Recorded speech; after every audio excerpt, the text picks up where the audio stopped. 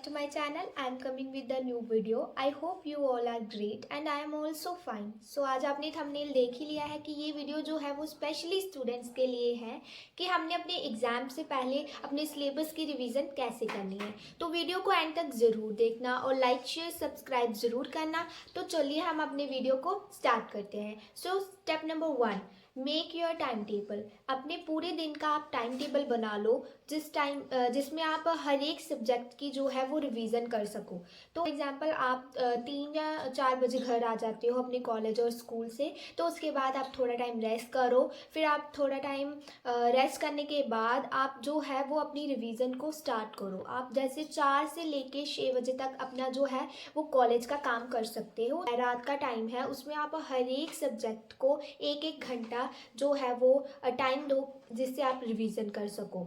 तो आपने ये चीज को फॉलो करना है। और अभी तो रुको, क्लाइमैक्स अभी बाकी है। Step number 2, divide your subjects. आप अपने सब्जेक्ट्स को डिवाइड कर लो कि किस दिन आपने कौन से सब्जेक्ट की रिवीजन करनी है और इस दिन आपने ये सब्जेक्ट की रिवीजन करनी है। तो अगर आप इस तरह से सब्जेक्ट की रिवीजन स्टार्ट करोगे तो इससे आपके पूरे सब्जेक्ट की रिवीजन भी हो जाएगी और आपका सिलेबस भी जल्दी से हो जाएगा। तो जैसे कि आपको फॉर एग्जांपल आपको कुछ सब्जेक्ट मतलब ज़्यादा पसंद है, जैसे आपको साइंस, किसी को साइंस पसंद होती है, किसी को मैथ पसंद होता है, तो वो सब्जेक्ट की आप पहले रिवीजन कर लो। जो टफ सब्जेक्ट है उनको थोड़ा लेट कर लो, उसको थोड़ा बाद में कर लो और उनको ज़्यादा टाइम दे लो जो आपको टफ लगते हैं। तो You very चालाक ब्रो।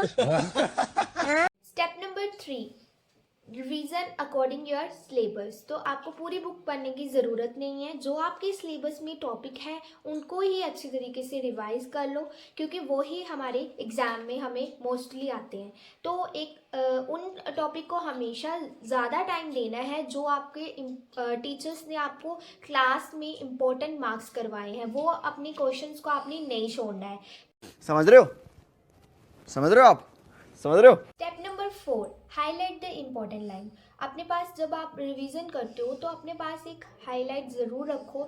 जब आप रीडिंग करते हो तो इम्पोर्टेंट लाइन को हाईलाइट कर लो। जब आप दोबारा उसको रिवाइज करते हो तो आपको पता चल जाता है कि ये लाइन ज़्यादा इम्पोर्टेंट है, तो इसलिए आप अपनी रिवीजन करते टाइम अपनी इम्पोर्टेंस लाइन को हाईलाइट करो। Step number 5, remove all type of डिसअट्रैक्शन।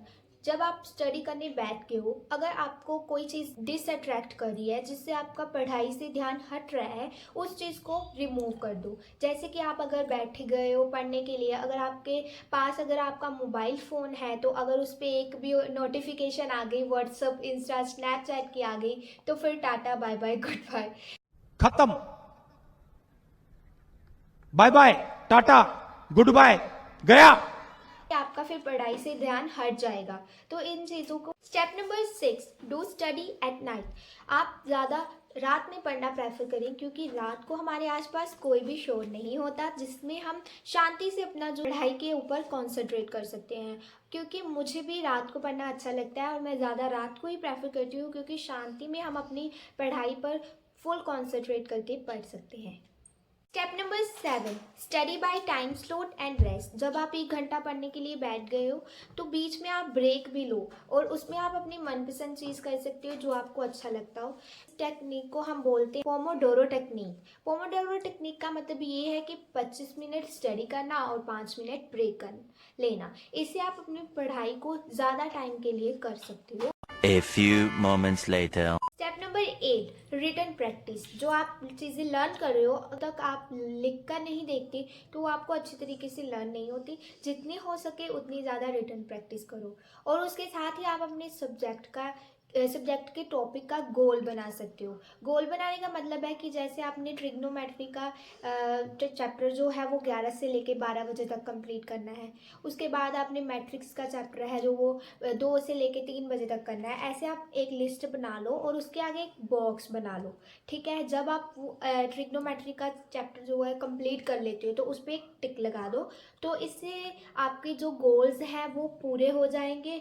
आप ज़्यादा से ज़्यादा आप 2-3 गोल रख सकते हो क्योंकि अगर आप ज़्यादा गोल रखोगे तो इस एक सब्जेक्ट पर, एक टॉपिक पर अच्छे तरीके से कंसंट्रेट नहीं करोगे। जैसे जैसे आप गोल कंप्लीट करते जाओगे वैसे वैसे आपको मोटिवेशन भी आएगी। Step number 9, create good environment. अगर आप पढ़ने तो बैठ गए हो, लेकिन पढ़ने के लिए भी कोई एक इन्वायरमेंट होना चाहिए, क्योंकि जब आप पढ़ने बैठ गए हो, अगर आपके घर में शोर मच रहा है, टीवी चल रहा है, या आपके भाई बहन झगड़ा कर रहे हो, तो इस चीज़ों से आप अपनी पढ़ाई से डिसअट्रैक्ट हो सकते हो।